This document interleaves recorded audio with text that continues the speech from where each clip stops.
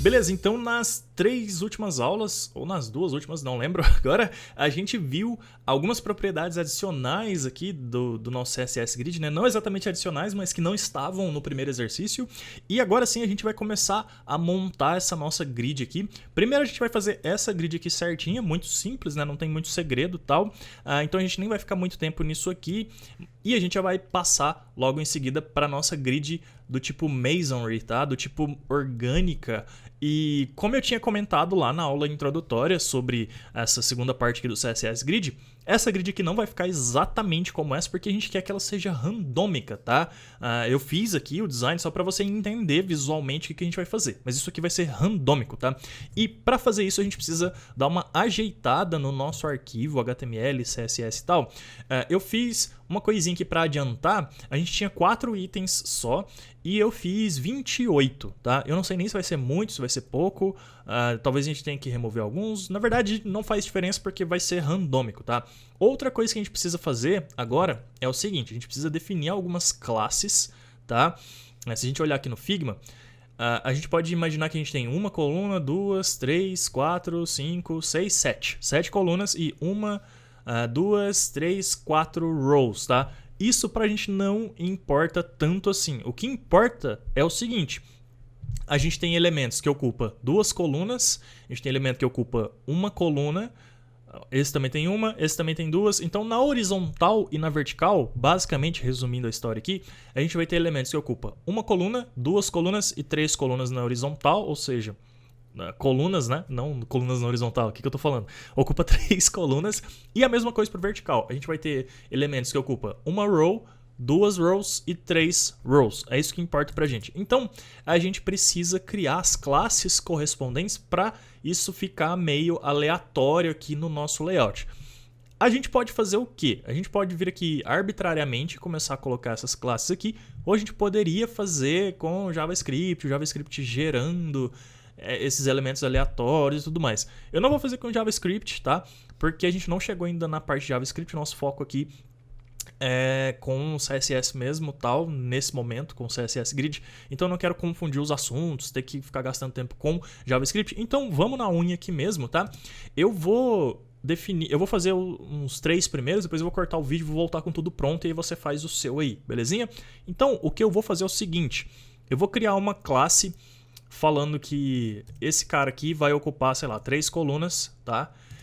E ele vai ocupar uma row, então R1. Então C de coluna, R de row, certo? Então ele vai ocupar 3 colunas e uma row. E aí, aleatoriamente, eu vou começar a repetir isso aqui, só que eu vou dar valores diferentes. Eu não vou nem pensar muito bem em quais valores eu vou colocar aqui, tá? Então, sei lá, esse aqui já vai ficar diferente, por exemplo, do que eu tinha comentado aqui no Figma. Esse aqui do centro também seria basicamente esse aqui que eu acabei de criar, por exemplo, ó. Ele ocupa 2 colunas e 2 rows, que é esse aqui, ele ocupa 2 colunas, 2 rows e 2 colunas. Então, eu vou começar a colocar aqui arbitrariamente, ops, aqui ficou errado, não, tá certo, C e R. Enfim, eu vou começar a colocar aqui arbitrariamente, aleatoriamente, sem saber exatamente o resultado final que a gente vai ter. Vou cortar o vídeo e aí eu volto com isso aqui pronto, belezinha? Beleza, bom, coloquei aqui todas as classes manualmente e aleatoriamente, tá? Seguindo aquela nossa regrinha de colunas e rows, tal, de 1 até 3 no máximo, né? E aí é o seguinte, tá? A primeira coisa que a gente tem que aprender aqui pra gente fazer aquela grid aleatória e tal, é uma propriedade chamada dense, tá? É o autoflow da grid, dense. Então a gente coloca a propriedade grid autoflow e aí a gente fala que ela vai ser dense, beleza? O que o dense faz? Eu vou voltar aqui no nosso Firefox e basicamente não aconteceu nada, tá? Por que não embaralhou tudo já, Brunão? Bom, primeiro a gente não fez as classes ainda, né? As classes de tamanho, falando que vai ocupar 2 ou 3 colunas ou uma só. A gente só nomeou aqui no nosso HTML, mas a gente não fez ainda, tá? Mas eu quero te explicar o dense primeiro. Então vamos lá. Tá vendo os nossos 2 itens aqui, o item 2 e o item 4? Na verdade eu vou pegar um outro item mais pra frente, pode ser o item, sei lá, 8, vai. Beleza. E aqui eu vou repetir a mesma coisa, eu vou pegar mais 2 itens aqui Só que agora vai ser o item, sei lá, 5 e o item 13. Beleza. E eu vou trocar a cor aqui pra, sei lá, vamos pegar esse aqui, essa cor, aleatoriamente. Beleza. Mais uma coisa que a gente tem que fazer aqui agora pra gente entender o Dance, tá? Eu vou falar o seguinte, eu vou falar que tanto esses dois caras aqui quanto esses aqui, eles vão ocupar um span maior, tá? Então eu vou colocar grid column.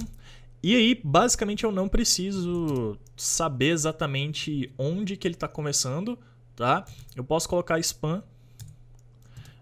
Nesses caras aqui eu vou colocar 3. E no de baixo eu vou colocar... vamos colocar 5, vai. Salvei. E beleza. Olha só agora o que aconteceu aqui, tá? A primeira coisa, a gente tem um outro probleminha, que eu coloquei a largura de 200 aqui, tá? Eu vou colocar uma largura de 100%, que é pra gente enxergar esse cara ocupando 100% da coluna, beleza? O que aconteceu aqui? A gente tem 1, 2... Deixa eu colocar esses números escuros, que eu acho que vai dar pra ver nos dois... vamos colocar o preto aqui mesmo. Beleza, agora sim, acho que dá pra você enxergar um pouquinho melhor onde estão os números aí, né? Então a gente tem 1, 2, 3, 4, 5, aí o 5 vem até aqui, 6, 7, 8, 9, 10, certinho, 14. Olha só, aqui, o 13 aconteceu o que eu queria te mostrar. A gente tem aqui, ó, 11, 12, 14, e o 13 veio pra baixo. Por que que isso aqui aconteceu, tá? O que o Dance faz? Ele vai procurar um espaço livre para encaixar o próximo elemento. Resumindo, é isso, tá? Ele vai procurar um espaço livre na grid. Deixa eu habilitar aqui de novo. Tá vendo? Como a gente usou aqui o autofill, tá? Ele criou 1, 2, 3, 4, 5, 6 colunas, tá? A gente pediu um span de quanto aqui? De 5, tá? Então a gente pediu um span de 5. Esse número 5, ele conseguiu, porque aqui de onde ele cai, né? Então a gente tem as colunas 1, 2, 3... aqui onde ele caiu, ele tem 5 colunas para frente, certo? O 13, ele ia cair bem aqui, ó. E aí ele tinha o quê? 1, 2, 3, 4 colunas para frente. Ele não tinha 5 colunas para frente. O que o Autoflow Dance faz? Ele vai procurar o próximo lugar disponível onde exista 5 vagas, né? 5 colunas para esse elemento aqui ocupar. E aí, esse lugar era só na próxima row, tá? Então aí, ele foi e ocupou, a partir daqui, 5. Se eu adicionar um número aqui, ó, por exemplo, se eu colocar um 17A, vamos fazer esse teste aqui só para você entender um pouquinho melhor ainda o Dance, tá? Então eu vou vir aqui no 17 e vou criar um elemento aqui, 17A, sei lá. Beleza? Salvei e tal. Olha o que acontece. O 17A veio aqui pro final, tá? Ele não ficou depois desse 17 aqui e jogou o 13 para frente. Por quê? Porque o 13 tá antes do 17, tá? Então, na hora que chega aqui no 13, é que ele vai começar a procurar o próximo lugar disponível, tá? Então ele nem sabe ainda que o 14, 15, 16, 17 existe. Na verdade sabe, mas não sabe. O que eu tô querendo te dizer é o seguinte: o elemento que vem primeiro na lista, ele vai ter prioridade, e aí a Dance vai fazer o seguinte: tá bom, onde você cabe melhor, cara? É na próxima coluna? Não, não era, porque eu preciso ocupar 5. Então, onde que eu vou ocupar 5? É só lá embaixo. Então ele joga para baixo, e aí depois ele continua daqui de cima. 14, 15, 16, 17, 17A, 18 e por aí vai. Basicamente é isso. Talvez fique um pouquinho confuso de entender, mas é isso. O nosso elemento, né, o display Dance, ele vai sempre procurar o próximo espaço vazio para fazer aquele elemento encaixar. E aí, a partir disso, você já tem uma ideia do que vai acontecer, de como a nossa grid vai se organizar, né? É isso, o Dance vai fazer isso automaticamente pra gente. Uma coisa que a gente não vai ter controle é a ordem corretinha, certinha. Para você ter a ordem correta, perfeitinha, do jeito que você quer, aí você teria que fazer igual a gente fez no exercício 1. Olhar a coluna, olhar rows, definir as áreas da grid, né, o grid areas, Para fazer aleatório e para fazer tudo encaixado, é desse jeito aqui, é com o Display Dance. E basicamente para essa aula eu queria te explicar o conceito e a gente organizar o arquivo, e na próxima aula então a gente vai fazer a nossa grid ficar aleatória daquele jeito e tudo mais, criando aquelas classes e vendo como que o Display Dance reage. É dance, parece que a gente tá falando dança, né? Ah, agora buguei. Enfim, a gente vai ver como que o Display Dance faz para reorganizar o nosso conteúdo, belezinha? Então é isso, te vejo na próxima aula.